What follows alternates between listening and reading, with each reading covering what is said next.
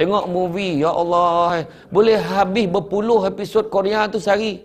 Besok sambung lagi. Kalaulah episod drama Korea tu zikir, dah ramai jadi wali dah. Kan? Tahu dia pelakon tu Song Min. Yang Jong Ul tu. Macam debat. Macam-macam nama. Macam nama. La ilaha illallah. Tak apa-apa kan. Tengok drama Korea. Macam saya tak tengok drama Korea. Saya pergi Korea terus. Adik perempuan saya tengok drama Korea. Balung, tolong tukar audio dia bahasa Korea.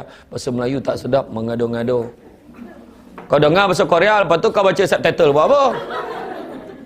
Rupanya teruk bona bahasa Melayu tu bunyi kan, orang Malaysia ni cakap okey je. Dah makan belum? Belum. Marilah makan sama, okey kan? Ini tak.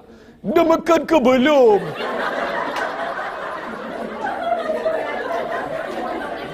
Entahlah. Macam tu lah.